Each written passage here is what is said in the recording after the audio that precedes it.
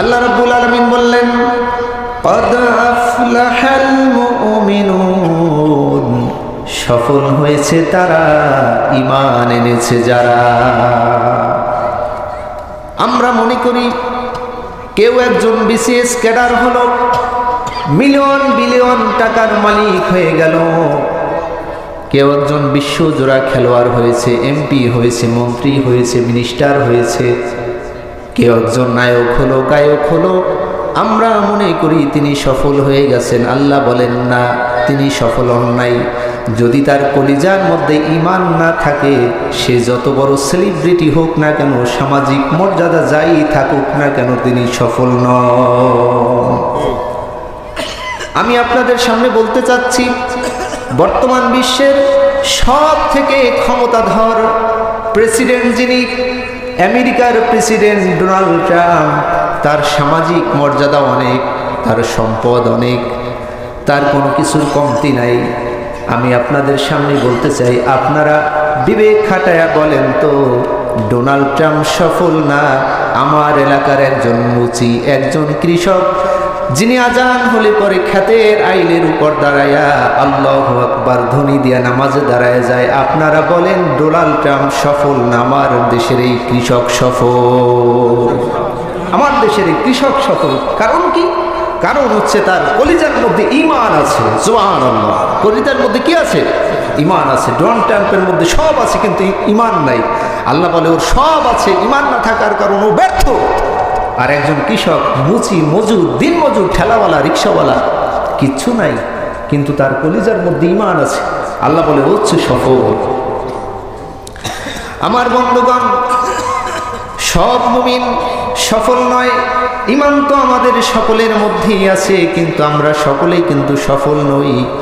আমরা প্রশ্ন করলাম, আল্লাহ তাহলে কোন মুমিনগুলো সফল?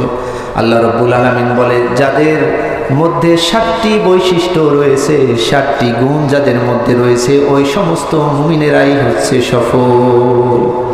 আমরা বললাম, আল্লাহ সেই গুণগুলো কি? রব্বুল আলামিন বললেন, তাদের 1 নাম্বার গুণ হচ্ছে আল্লাযীনা হুম ফি সলাতিহিম খাশিউন। জোরে বলি আল্লাহু আকবার। 1 নাম্বার বৈশিষ্ট্য হচ্ছে মুমিন বান্দাদের, তারা যখন নামাজে দাঁড়ায়, তারা তাদের নামাজে বিনম্র, তারা খুশু খুজুনিয়া মনোযোগ সহকারে, তারা আন্তরিকতার সাথে নামাজটুকু পড়ে। এটা হচ্ছে মুমিনদের 1 নাম্বার বৈশিষ্ট্য। কেমনে মনোযোগ দিতে হবে? আল্লাহর নবীর সাহাবী হযরতে আলী রাদিয়াল্লাহু তাআলা আনহু যুদ্ধের ময়দানে তার পায়ের মধ্যে তীর ঢুকে গেল। পায়ের কিছু অংশে তীরের কিছু অংশ ঢুকে রয়ে গেছে, বের হচ্ছে না। যখনই সেই তীরটা টান মেরে বের করতে যায়, আলী রাদিয়াল্লাহু তাআলা আনহু চিৎকার দিয়ে ওঠে ব্যথায়। আল্লাহর নবী বললেন, সাহাবায়ে কেরাম, তোমরা আলীর তীর ধরে টানাটানি করো না। আমার আলী যখন নামাজে দাঁড়ায়া যাবে, তখন তোমরা অপারেশন করে তীরটুকুন বের করে নিবে। কখন বের করবে? আলী যখন নামাজে দাঁড়াবে। আলী রাদিয়াল্লাহু তাআলা আনহু নামাজে দাঁড়ায়া গেল, অপারেশন করে সাহাবায়ে কেরাম তীরটুকুন টান মেরে বের করে দিলেন। হযরতে আলী রাদিয়াল্লাহু তাআলা আনহু টেরই পেলেন না। নামাজ শেষে তিনি যন্ত্রণায় ছটফট করতেছে। তুমি কেন কাঁদো? তিনি বললেন, আমার পায়ের মধ্যে থেকে প্রচণ্ড ব্যথা। বলে, এতক্ষণ ব্যথা কি তুমি অনুভব করো নাই? আলী রাদিয়াল্লাহু তাআলা আনহু বলেন, আল্লাহর কসম করে বলি, আমি যতক্ষণ নামাজে ছিলাম, আমি সামান্যতম ব্যথাও অনুভব করি নাই। সুবহানাল্লাহ। এটা ছিলেন তাদের নামাজে আন্তরিকতা। আর অনেক ঘটনা আছে, আমি বলতে পারবো না, সময় সংক্ষিপ্ত। আর আমাদের দেশে নামাজ পড়ে, নামাজে দাঁড়ায় ফ্যান গোনে, ফ্যান কেমনে চলে, কোন দিক পাখা নড়ে এটা দেখে, ঘড়ি কয়টা বাজে নামাজের মধ্যে দেখে। ইমাম সাহেব নামাজের মধ্যে যদি একটু লেট হয়ে যায়, এরকম শব্দ করে। নামাজের মধ্যে মোটেই মনোযোগ নাই। এই সমস্ত নামাজ যারা পড়ে, এরকম অমনোযোগীর সাথে নামাজ যখন পড়ে, আল্লাহ তাআলা বলে, আকমিল, বান্দা ফিরে আয়। আবার সে অমনোযোগী হয়, আল্লাহ বলে, আকমিল, ফিরে আয়। আবার অমনোযোগী হয়, আল্লাহ বলে, আকমিল, ফিরে আয়। কয়বার? আসতে কবেন না, কয়বার? 3 বার। আল্লাহ রাব্বুল আলামিন বলেন, অমনোযোগী হয়ে নামাজ পড়িস না, নামাজের মধ্যে মনোযোগী হয়ে নামাজ পড়। এভাবে আল্লাহ রাব্বুল আলামিন বান্দাকে 3 বার সুযোগ দেয়। চতুর্থবারের বার আল্লাহ তাআলা বলেন, লা হাজাতা লি ইলা সলাতি, যা বেটা, তোর এই সমস্ত পচা নামাজের দরকার আমার নাই, এই সমস্ত নামাজের দরকার আমি আল্লাহর কাছে নাই। মনোযোগ নিয়ে নামাজ পড়তে হবে। নামাজে যারা মনোযোগী না হয়, যারা মনোযোগ শহরে নামাজ পড়ে না, এরা হচ্ছে মুনাফিক। এরা কি? জোরে বলেন, এরা কি? এরা মুনাফিক। আল্লাহ রাব্বুল আলামিন বললেন, ইন্নাল মুনাফিকিনা ইউখাদিউনাল্লাহা ওয়া হুম, মুনাফিকেরা বস্তুত আল্লাহর ক্ষতিগ্রস্ত করতে চায়, আল্লাহকে ঠকাইতে চায়। ওয়া হুয়া খাদিউহুম, কিন্তু তারা তো আল্লাহরে ঠকাইতে পারে না, তারা নিজেরাই ঠকে যায়। ওয়া ইযা কামু ইলাস সালাহ, আর মুনাফিকরা যখন নামাজের মধ্যে দাঁড়ায়, আল্লাহ রাব্বুল আলামিন বলেন, কামু কুসালা, তখন অত্যন্ত ঢিলে ঢালাভাবে, অমনোযোগের সাথে, অত্যন্ত অলসতার সাথে মুনাফিকেরা নামাজে দাঁড়ায়। যেই নামাজটুকুন তারা পড়ে ওটা তো আল্লাহর জন্য পড়ে না। আল্লাহ রাব্বুল আলামিন বলেন, ইউরাউনান নাস, যে নামাজটুকুন ঢিলে ঢালাভাবে অলসতার মধ্য দিয়ে পড়ে ওটাও আল্লাহর জন্য পড়ে না, ওটাও মানুষকে দেখানোর জন্য পড়ে। ওয়ালা ইয়াযকুরুনাল্লাহা ইল্লা কলিলা, তারা যতটুকু, তারা তো খুব অল্প সংখ্যক আল্লাহরে স্মরণ করে। এই সমস্ত নামাজি যারা নামাজের মধ্যে মনোযোগ আনে না, অমনোযোগের সাথে, উদাসীনতার সাথে নামাজ পড়ে, আল্লাহ রাব্বুল আলামিন বলেন এই নামাজ তাদেরকে জান্নাতে নিবে না। কোথায় নিবে? আল্লাহ বলেন, ফাওয়াইলুল লিল মুসাল্লিন, পড়েন আমার সাথে, ফাওয়াইলুল লিল মুসাল্লিন আল্লাযীনা হুম আন সালাতিহিম সাহুন আল্লাযীনা হুম ইউরাউন। এই সমস্ত নামাজ যারা পড়ে এইভাবে উদাসীনতার সাথে, আল্লাহ বলছে ফাওয়াইল, ওয়াইল, তাদের জন্য ধ্বংস। তাদের জন্য ধ্বংস মানে এই নামাজ তাদেরকে জান্নাতে নিবে না, এই নামাজ তাদেরকে নিবে কোথায়? জাহান্নামে। কোথায় নিবে? জাহান্নামে। আমার ভাইয়েরা, আমার বন্ধুগণ, আল্লাহর নবী একদিন সাহাবায়ে কেরামকে বললেন, সাহাবায়ে কেরাম, তোমরা নামাজের মধ্যে চুরি করবা না। সাহাবায়ে কেরাম বললেন, হুজুর কাইফা ইয়াসরিকু ফিস সালাহ ইয়া রাসূলুল্লাহ, হুজুর নামাজের মধ্যে আবার চুরি কেমনে করে? নামাজ কেমনে আবার চোর হয়? নবীজি বললেন, ইয়াসরিকু ফি রুকুইহি ওয়া সুজুদিহি, যারা তাদের নামাজের মধ্যে রুকু আর সিজদার হক আদায় করে না, সিজদাগুলো ঠিক মতো করে না, রুকুগুলো ঠিক মতো আদায় করে না, এই সমস্ত ব্যক্তি হইল নামাজ চোর। নাউযুবিল্লাহ। এই সমস্ত ব্যক্তি কি? এরাই হচ্ছে নামাজ চোর। বলেন তো, আমাদের দেশে এরকম তাড়াহুড়া করে রুকু করে সিজদা করে আছে না নাই? রুকু দিয়া একটু জাগে আবার চলে যায়, এক সিজদা দিয়া একটু মাথা কোনো রকম জায়গায় আবার সিজদায় যায়। এইটা হচ্ছে সিজদা চোর, মানে রসুলের ভাষায় এইটা হচ্ছে নামাজ চোর। আমরা নামাজে তাড়াহুড়া করব না, রুকুগুলো সিজদাগুলো আমরা রিল্যাক্সের সাথে, আন্তরিকতার সাথে ধীরে সুস্থে আদায় করব। ভাইয়ের আমার, একজন বান্দা আল্লাহর নিকটবর্তী হয় কখন জানেন নাকি? একজন বান্দা আল্লাহর সব থেকে নিকটবর্তী হয়ে যায় সিজদার মধ্যে। জোরে বলি সুবহানাল্লাহ। সিজদার যখন দেয় তখন বান্দা আল্লাহর সব থেকে নিকটবর্তী হয়ে যায়। আল্লাহু আকবার। নবীজি বলেছেন, আকরাবু মা ইয়াকুনুল আবদু মির রাব্বিহি ওয়া হুয়া সাজিদ ফাআকথিরু ফীহি দুআ। তোমরা যখন সিজদা করবে, যখন সিজদা করো তখন আল্লাহর সব থেকে নিকটবর্তী হয়ে যাও। ফাআকসিরু ফীহি দুআ, অতএব সিজদায় যখন যাও বান্দা, তখন বেশি বেশি আল্লাহর কাছে দোয়া করতে থাকো। আল্লাহ রাব্বুল আলামিন বলেন, ওয়াসজুদ ওয়াক্তারিব, বান্দা সিজদা দে আর আমার নিকটবর্তী হয়ে যা। আল্লাহু আকবার। সিজদা দে আর আমার নিকটবর্তী হয়ে যা। সিজদা দিলেই ওই সিজদাটার জমিনে পড়ে না, সিজদাটা যাই আল্লাহর আরশের উপর পড়ে। সুবহানাল্লাহ। আমার বন্ধুগণ, নামাজে অমনোযোগী হওয়া যাবে না। একজন সাহাবী মসজিদে নববীর মধ্যে নামাজ পড়তেছিলেন। আল্লাহর নবী সেই নামাজটুকু দেখছিলেন। সাহাবী নামাজে দাঁড়ায়া বারবার দাড়ি টানতেছে। কি টানতেছে বলেন তো? দাড়ি টানতেছে। অর্থাৎ আমরা খেয়াল করলে দেখব যে আমরা অনেক সময় নামাজে দাঁড়াইয়া এরকম দাড়ি টানি, হ্যাঁ, দাড়ি টানে চুলকায়, এরকম অমনোযোগী হয় না? তো ওই সাহাবী বারবার দাড়ি টানতেছে। নামাজ শেষ, হুজুর বললেন সল্লি ফাইন্নাকা লাম তুসল্লি, তুমি নামাজ পড়ো, আবার পড়ো, তোমার নামাজ হয় নাই, আবার পড়ো। সাহাবী আবার নামাজ পড়লেন। নবীজি আমার নামাজ শেষ হওয়ার পরে তিনি আবার বললেন সল্লি ফাইন্নাকা লাম তুসল্লি, তুমি নামাজ পড়ো নাই, আবার নামাজ পড়ো। সাহাবী আবার নামাজ পড়লেন। হুজুর আবার বললেন সল্লি ফাইন্নাকা লাম তুসল্লি, তোমার নামাজ হয় নাই, তুমি আবার নামাজ পড়ো। এবার আল্লাহ নবীর সেই সাহাবী বললেন হুজুর নামাজ কেমনে পড়তে হয়, এর থেকে ভালো নামাজ তো আমি আর পড়তে জানি না, আমারে শিখায়া দেন। নবীজি বললেন, হাত ধরে বললেন আসো আমি তোমারে নামাজ শিখায়া দেই। সল্লু কামা রাআইতুমুনি উসল্লি, আমি নবীকে যেমনভাবে নামাজ পড়তে দেখো ঠিক তেমনি নামাজ পড়ো। হুজুর তাকে নামাজ শিখাই দিলেন। সুবহানাল্লাহ। অন্য একটি হাদিসের মধ্যে এসেছে বিশ্বনবী মুহাম্মদুর রাসূলুল্লাহ সাল্লাল্লাহু আলাইহি ওয়াসাল্লাম তিনি বলেছেন, যেই বান্দার নামাজ সুন্দর হয়ে যায় তার অন্যান্য আমলগুলো সুন্দর হয়ে যায়, আর যার নামাজ অসুন্দর তার অন্যান্য আমলগুলো অসুন্দর হয়ে যায়। বলেন তো আমরা নামাজকে সুন্দর করব না অসুন্দরভাবে পড়ব? আওয়াজ করে বলেন নামাজ সুন্দর করে পড়ার দরকার আছে না নাই? নামাজ যেহেতু পড়ব একটু আন্তরিকতার সাথে মনোযোগের সাথে আমরা খেয়াল করে রিল্যাক্সে নামাজ পড়ব। পারবো তো ইনশাআল্লাহ?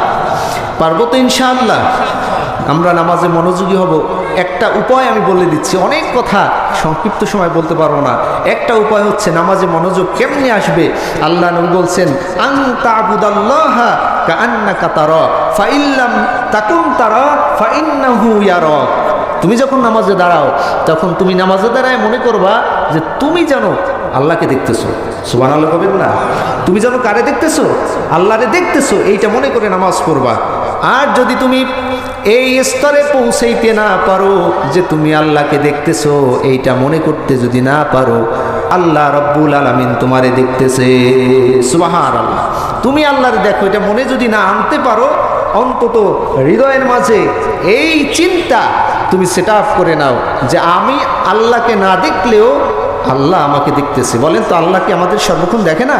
তো আল্লাহ যেহেতু আমাদের দেখে, নামাজটা আল্লাহর সামনে কেমনি পড়তে হবে সব থেকে গুরুত্বের সাথে উত্তম পোশাক পরে আমরা আন্তরিকতার সাথে পাক পবিত্র হয়ে হালাল টাকার শরীর নিয়া হালাল টাকার পোশাক নিয়া আমরা নামাজগুলো আদায় করব। পারবো তো ইনশাআল্লাহ? সকলেই বলি ইনশাআল্লাহ। আল্লাহ কবুল করুক, আমিন।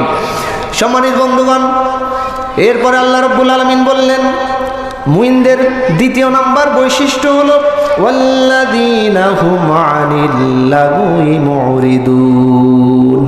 মুমিন যারা হবে তারা কি করবে?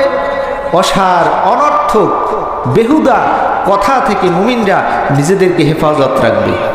কথা কি বুঝতেছেন?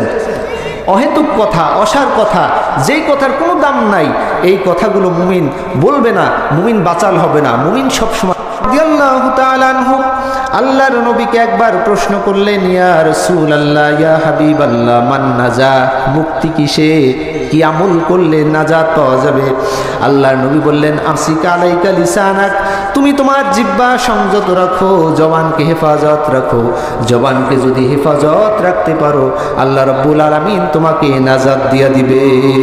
সুবহানাল্লাহ। অন্য একটি হাদিসে আল্লাহর নবী বলেন মান সামাতা নাজাত, যে চুপ থাকে সে নাজাত পায়। যেই চুপ থাকে সে কি পায় বলেন তো? যে চুপ থাকে সে নাজাত পায়। মোল্লা আলী কারি রহিমাহুল্লাহ তার মিরকাতুল মাফাতিহের মধ্যে লেখেন কি থেকে নাজাত পাবে? প্রশ্ন আছে না? আল্লাহ নবী বলছে যে চুপ থাকে সে নাজাত পায়। এখন কি থেকে নাজাত পায় এই প্রশ্ন আছে না নাই? মোল্লা আলী কারি রহিমাহুল্লাহ তার মিরকাতুল মাফাতিহের মধ্যে লেখেন ফাকাদ নাজা মিন আফাতিদ দারাইন, যেই ব্যক্তি অসার অনর্থক অহেতুক কথা থেকে নিজের জবানকে হেফাজত করবে আল্লাহ রাব্বুল আলামিন তাকে দুনিয়া এবং আখিরাতের সমস্ত বিপদ আপদ সমস্ত ফাসাদ থেকে তাকে হেফাজত করবে। ভাইয়েরা আমার, জবান যদি হেফাজত না হয় বান্দার ঈমান হেফাজত হয় না। আল্লাহর নবী বলেন, লা ইয়াস্তাকিমু ঈমানু আবদিন হাত্তা ইয়াস্তাকিমা কলবুহু ওয়া লা ইয়াস্তাকিমু কলবুহু হাত্তা ইয়াস্তাকিমা লিসানু। যতক্ষণ পর্যন্ত বান্দার জবান ঠিক না হয় ততক্ষণ পর্যন্ত বান্দার কলব ঠিক হয় না। যতক্ষণ পর্যন্ত কলব ঠিক না হয় ততক্ষণ পর্যন্ত বান্দার ঈমান ঠিক হয় না। অতএব জবান যদি আমাদের ঠিক না হয় আমাদের ঈমান কি হবে না? ঠিক হবে না। আমি আর একটা হাদিস বলেই আলোচনা শেষ করব। আল্লাহর নবী বলেন, মাইয়াদমান লিমা বাইনা লিহিয়াইহি ওয়া মা বাইনা রিজলাইহি আদমান লাহুল জান্নাহ। যেই উম্মত আমাকে দুইটা অঙ্গের হেফাজতের দায়িত্ব নিতে পারবে, এই ওয়াদা যে করতে পারবে, আমি আল্লাহর নবী তাকে জান্নাতের গ্যারান্টি দিয়ে দিব। সুবহানাল্লাহ। কয়টা অঙ্গ? দুইটা অঙ্গের নিশ্চয়তা যেই বান্দা দিতে পারবে আল্লাহর নবী তাকে জান্নাতের গ্যারান্টি দিবে। সুবহানাল্লাহ। সেই দুইটা অঙ্গ কি? আল্লাহ নবী বলছে, একটা হচ্ছে লজ্জাস্থান আর একটা হচ্ছে মুখ। এই দুইটা অঙ্গ থেকে বান্দার সব থেকে বেশি গুনাহ হয়। এই দুইটা অঙ্গ যদি হেফাজত করতে পারে, এই ওয়াদা যদি করতে পারে, নবীজি বলছে আমি তাকে জান্নাতের নিশ্চয়তা দান করব। সুবহানাল্লাহ। আমরা যে কথা বলি আমাদের কোনো কথা বিফলে যায় না, প্রত্যেকটা কথা রেকর্ড করেন কে? আসতে কবেন না, আমাদের প্রত্যেকটা কথা রেকর্ড করেন কে? আল্লাহ রাব্বুল আলামিন বলেন, মা ইয়ালফিযু মিন কাওলিন ইল্লা লাদাইহি রাকীবুন আতীদ। জোরে বলি আল্লাহু আকবার। আল্লাহ তাআলা বলতেছে, বান্দা যেই বাক্য তার জবান থেকে উচ্চারণ করে ওই বাক্যটা রেকর্ড করা, সংরক্ষণ করার জন্য একজন ফেরেশতা আমি আল্লাহ নিযুক্ত করে দিয়েছি। অতএব আমাদের এই জবান দিয়া বেফাস, অনর্থক, মিথ্যা, গীবত, শিকায়েত, ফাহিশা কথা কি বলা যাবে? আমরা আমাদের জবানকে হেফাজত করব। সকলে বলি আমিন। সম্মানিত বন্ধুগণ, তো এরপরে আল্লাহ তাআলা বলতেছেন মুমিনদের 3 নাম্বার বৈশিষ্ট্য কি হবে আল্লাহ বলছেন। আল্লাহ রাব্বুল আলামিন বলেন, মুমিনদের 3 নাম্বার বৈশিষ্ট্য কি হবে? ওয়াল্লাযীনা হুম লিস-সাকাতি ফাঈলুন। মুমিন যারা হবে তারা যাকাত প্রদানে সক্রিয় হবে। তারা যাকাতগুলো সঠিকভাবে দান করবে, যাকাত সমাজে দেশে প্রতিষ্ঠা করবে। আল্লাহ রাব্বুল আলামিন পবিত্র কুরআনুল কারীমের যেই জায়গায় বলেছেন আকিমুস সালাহ, সেই জায়গায় আল্লাহ রাব্বুল আলামিন বলেছেন ওয়া আতুস যাকাত। কুরআনুল কারীমের 32টা জায়গায় আল্লাহ রাব্বুল আলামিন এমনটা বলেছে। আকিমুস সালাহ, নামাজ কায়েম করো। 1 নাম্বার হচ্ছে কালিমা, 2 নাম্বার হচ্ছে নামাজ, 3 নাম্বার হচ্ছে যাকাত। বলেন কয় নাম্বার? কিন্তু আমরা বাঙালিরা এই যাকাতকে ঠেলতে ঠেলতে 5 নম্বরে নিয়ে গেছি। আমরা পড়ি কালিমা, নামাজ, রোজা, হজ, যাকাত কয় নাম্বার? 5 নম্বরে। কিন্তু যাকাত ছিল কয় নম্বরে হাদিস অনুযায়ী? 3 নম্বরে।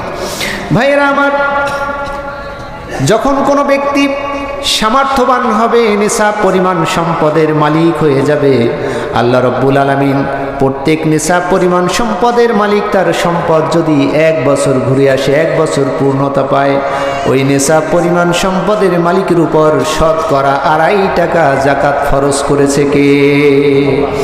আল্লাহ রাব্বুল আলামিন অন্য জায়গায় বলেন ওয়া আকিমুস সালাতা ওয়া আতুস যাকাতা ওয়ারকাউ মা'আর রাকিঈন। জোরে বলি আল্লাহু আকবার।